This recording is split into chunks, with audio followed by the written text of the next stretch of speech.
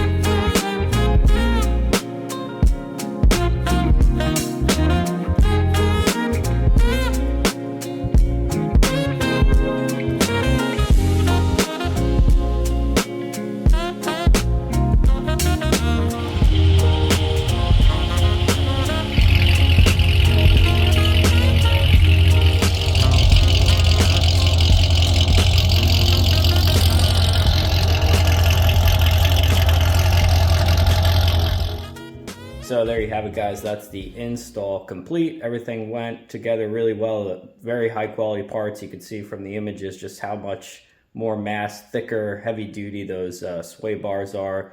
The bushings on the car, the original old ones from probably 06, were completely shot. So just changing those out alone would have probably made a huge difference in the car. But anyway, we got everything set up, put everything at the mid-position set point to start for his future tuning or whatever he's going to do with the car. So this diagram section's a little different than the ones we had kind of installed. Maybe they changed the revision here with these bolts and spacers and washers. Now it's just like a one-piece assembly, tapered fit with that, and then you just put the lock nut on the back. But anyway, regarding with the kind of turnbuckle piece here, I counted the threads. Basically full length is between like 20 and 22. So I just turned them in 10, so it set it at the mid position point, and then same thing, putting the bolt through the mid position of the rear sway bar. The front is just one position, so same thing, 10 turns, and that just sets everything in the middle. Seemed to be what they kind of set for initial setup. I don't know too much about tuning this stuff, but figured we basically put it in the middle where now you can do this kind of test where you do these circles and wait to see if the car, you know, skids from the rear or loses grip in the front, and then you make adjustments. So it's kind of like you just set a baseline and then see where the car performs and handles, and then that gives you the ability to make adjustments after that. When you tighten the brackets up that hold the bushing and support the sway bar, There is a section in the book that mentions adding additional spacers if that's essentially too tight.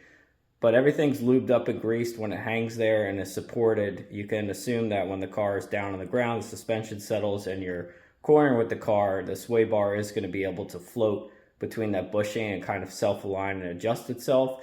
But it does give a mention that you can put washers in to do some kind of future adjustment if it is too tight, and that'll allow the sway bar to, push and move on its own a little bit better. We basically assembled it just the way it came out. We didn't add any additional spacers or washers, but just something to note if you're doing your assembly and it does feel like it's too tight, that is put in the book to add those spacers and washers. So thanks for checking out this video, guys, and we'll see you on the next one.